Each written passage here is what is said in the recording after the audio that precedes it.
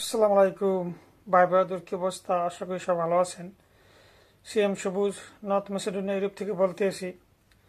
তো আজকে যে বিষয় নিয়ে কথা বলবো সেটা হলো যে অনেকে ভিসা নিয়ে আসার পরও, নর্থ মেসিডোনিয়াতে আসার পরও কেন টিএসসি কার্ড হচ্ছে না। নর্থ মেসিডোনিয়া যে ইমিগ্রেশন আছে অথবা মিনিস্ট্রি আছে, ওখানে ফিঙ্গার দিতে গেলে ওখানে টিএসসি কার্ড হয় না। কেন হয় না, এবং যারা ভিসা পাইছেন, ভিসা পাওয়ার পরও কেন নর্থ মেসিডোনিয়াতে আসতে পারতেছেন না, সেই বিষয় নিয়ে কথা বলবো। তো পুরো ভিডিও দেখবেন এবং মনোযোগ সহকারে দেখবেন।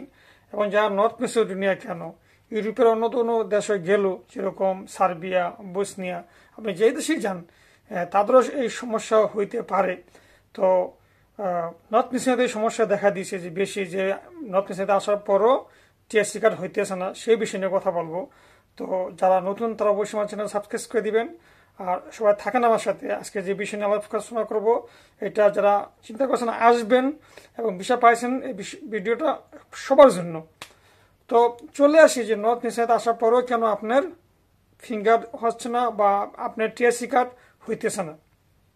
ভাই, আপনি যখন কোনো এজেন্সিতে ফাইল জমা দেন এই নর্থ মেসিডোনিয়ার জন্য বা ইউরোপের অন্য কোনো দেশের জন্য, এর ভিতরে আহ, অনেকের অরিজিনাল সার্টিফিকেট থাকে। যেমন অনেকে অরিজিনালভাবে স্কুলে যান বা স্কুল থেকে এসএসসি পাস করেন, আপনার কাছে ওই সার্টিফিকেটটা থাকে। আর অনেকে এর ভিতরে আপনার হয়তো এরকম হইতে পারে যে আমাদের এর ভিতরে যারা আমরা ইউরোপে আসি বা নর্থ মেসিডোনিয়াতে আসতে আসি, এর ভিতরে অনেকেরই নিজস্ব সার্টিফিকেট নাই বা নিজস্ব কোনো এসএসসি সার্টিফিকেট নাই। তো আপনি যখন এজেন্সি কিন্তু আপনার কাছ থেকে ভাই সার্টিফিকেট কপি নিচ্ছে না, আপনার কাছে নিতেছে কি police clearance, passport photocopy, passport সাইজের যে কপি অথবা আপনার এনআইডি কার্ডের ফটোকপি নয়। কিন্তু যে পাসপোর্ট একটা যে সার্টিফিকেট লাগে, ওই সার্টিফিকেট কপি কিন্তু অনেকের কাছে নিতেছে না, সার্টিফিকেট যে কপিটা লাগে। তো এজেন্সিরা কি করে, ওরা ওই অনলাইন থেকে আপনাকে যেখানে সেখানে একটা সার্টিফিকেট বানা দিয়ে দেয়, সার্টিফিকেট করে পরে আপনাকে এই বিষয়ের জন্য অ্যাপ্লাই করে। তো ভাই, এই যে এজেন্সিগুলো যে আপনার জন্য একটা এসএসসি পাশের সার্টিফিকেট করছে, এটা যেরকমই করুক করছে, এইটা কিন্তু আপনি জানেন না ভাই, এটা কিন্তু আপনি জানেন না, বা এজেন্সি আপনাকেও বলো না। যদি এজেন্সিগুলো আপনাকে আগে বলে দেয় যে তোমার নামে আমরা ওরকম ওই স্কুল থেকে, ওই ডিস্ট্রিক্ট থেকে তোমার নামে আমরা সার্টিফিকেট করেছি, যদি একটা কপি আপনার কাছে দেয়, দেওয়ার পরে আপনি যদি কপিটা দেখেন, দেখার পর আপনি বলতে পারবেন যে হ্যাঁ আপনার এই নামেটা আপনার অমুক নামে হয়েছে, যেমন স্কুলের নামটা আপনি বলতে পারবেন যে এই অমুক স্কুল থেকে আমার এই সার্টিফিকেটটা হয়েছে, হ্যাঁ এটা আমার নামে হয়েছে, এটা আপনি বলতে পারবেন। আর যদি এজেন্সি আপনার না দেখায়, আপনি বলতে পারবেন না।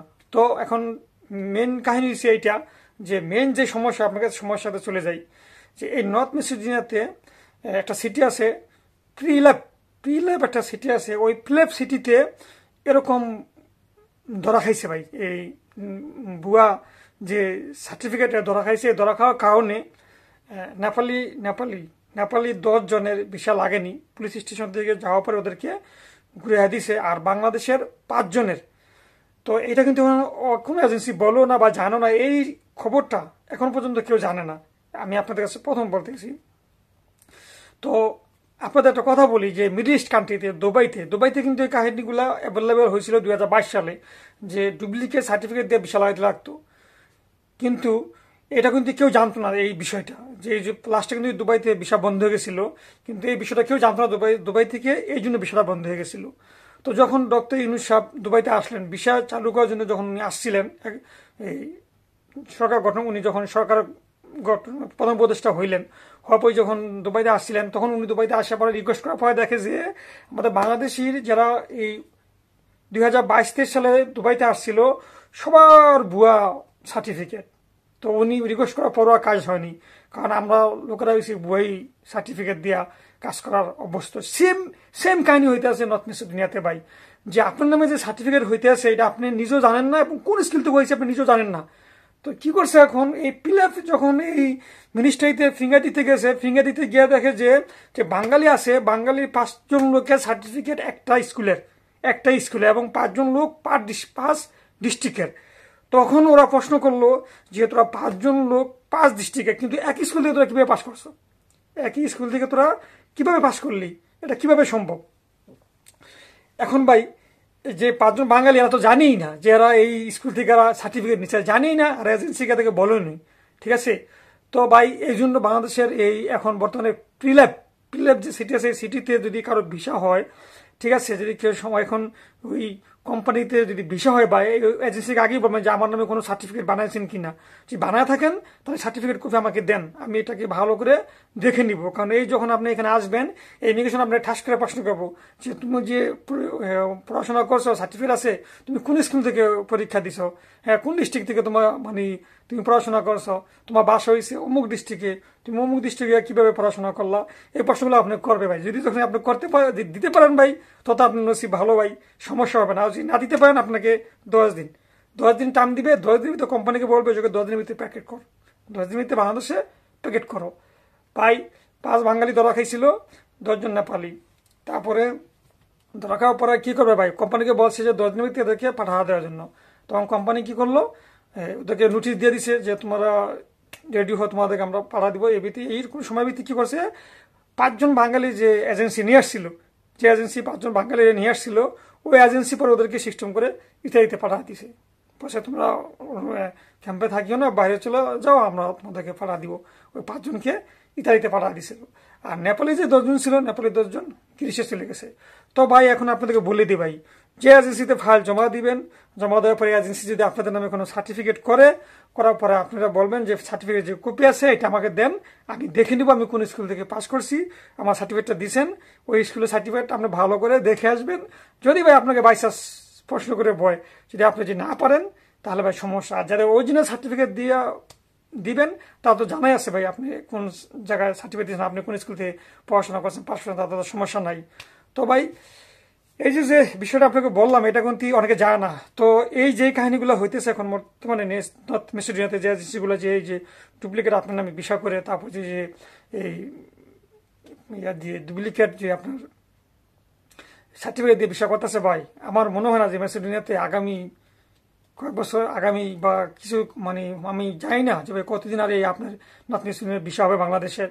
আমার মনে হয় না যে বেশি দিন খোলা থাকবে, এখানে যখন এরকম ধরা খাবে, মানে জায়গায় জায়গায় ধরা খাবে, ধরা খাওয়ার পরে আপনার ভিসা আমার যত আমার এই জ্ঞানের কয় ভিসা বন্ধ হয়ে যাবে। মেবি কেননা দুবাইতে ভিসা এরকম বন্ধ হয়েছে যে ডুপ্লিকেট সার্টিফিকেট দিয়ে দিয়া।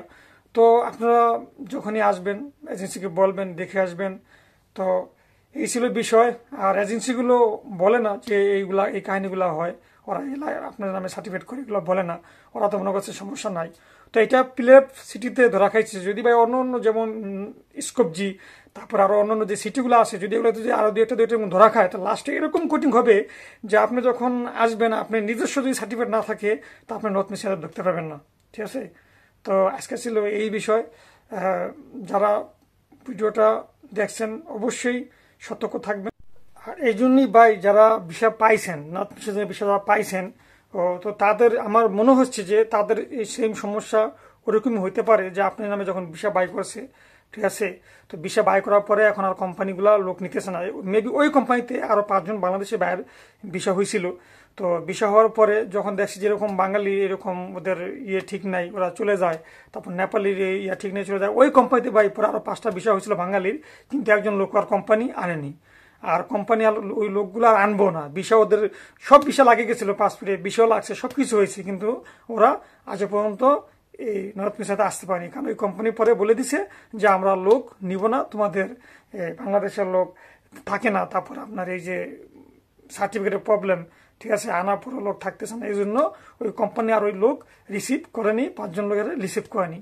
তো ভাই যাদের এখন আমার জ্ঞানে যে বলতেছে যে যাদের ভিসা হয়েছে, তাদের ভিসা হওয়ার পরও 3 মাস 2 মাস 2.5 মাস পার হয়ে গেছে, আপনি আসতে পারতেছেন না, আমার মনে হয় যে ওরকমই কোনো কোম্পানি হইবে যে এর আগে ঝামেলা হয়েছিল, বাঙালি চলে গেছে, অথবা বাঙালি এরকম ভুয়া সার্টিফিকেট ধরা খাইছে, এই জন্য হয়তো আপনাদেরকে আনতেছে না, বা আপনাদের এপ্রিল ম্যাচ শেষ হয়ে গেছে, এপ্রিল ম্যাচ শেষ হয়ে যাওয়ার পরে এখন এজেন্সি হয়তো নতুন করে আবার এপ্রিল রিনিউ করার জন্য ওই কোম্পানিতে বলছে বা ইমিগ্রেশনে গেছে, তো আপনাদের এপ্রিলও রিনিউ হইতেছে না, বা ওই কোম্পানি আপনাদের কাছে চাইতেছে না।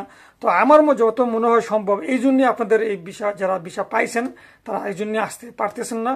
আর এখানে মেন যে সমস্যা সেটি হচ্ছে আপনার এজেন্সি।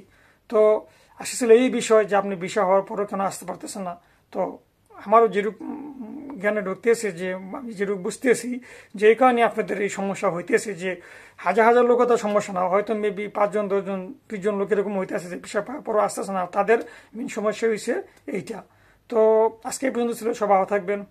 আসসালামু আলাইকুম।